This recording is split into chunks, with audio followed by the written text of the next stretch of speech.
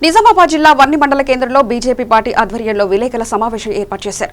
ఈ సందర్భంగా జిల్లా ఉపాధ్యక్షులు దొరబాబు, మండల అధ్యక్షులు సుధాకర్ గౌడ్, శంకర్ మాట్లాడుతూ ముఖ్యమంత్రి కేసీఆర్ తెలంగాణ విమోచన దినోత్సవాన్ని అధికారికంగా ప్రకటించకపోవడం దారుణమని, ఎన్నికల ముందు ఇచ్చిన హామీలు నెరవేర్చకపోవడం దారుణమని మండిపడ్డారు.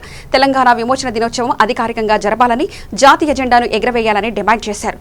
బీజేపీ పార్టీ ఆధ్వర్యంలో వర్ని మండల కేంద్రంలో తెలంగాణ విమోచన దినోత్సవం రోజు జాతీయ జెండాతో పాటు బీజేపీ జెండా ఎగురవేస్తామని తెలిపారు. ఈ సందర్భంగా ప్రధాని మోదీ, నరేంద్ర మోదీ జన్మదిన సందర్భంగా రక్తదాన శిబిరాన్ని ఏర్పాటు చేస్తామని తెలిపారు. కార్యకర్తలు, అభిమానులు, ప్రజలు అధిక సంఖ్యలో హాజరు కావాలని కోరారు. బీజేపీ జిల్లా అధ్యక్షుడు గంగారెడ్డి, రాష్ట్ర బీజేపీ పార్టీ నాయకులు ఎండల లక్ష్మీనారాయణ తదితరులు హాజరవుతున్నట్లు తెలిపారు. కేసీఆర్ గారికి ఏమాత్రం అన్నమాట మీద నిలకడ ఉంటే ఆయన విమోచన దినము అధికారపూర్వకంగా జరిపించాలని చెప్పేసి డిమాండ్ చేస్తున్నాం. మేము దాన్ని 17 సెప్టెంబర్ ప్రతి గ్రామంలో జెండా ఎగరేసి భారతీయ జెండా అదే రోజు మన వర్ని మండల్లో జెండాతో పాటు ఆ రోజు మన నరేంద్ర మోడీ గారు పుట్టినరోజు కాబట్టి మన దేశ ప్రధాని ఆ రోజు రక్తదానం కూడా మా భారతీయ జనతా పార్టీ యువకులంతా కూడా ముందుకు వచ్చి రక్తదాన శిబిరం కూడా ఏర్పాటు చేస్తున్నాము.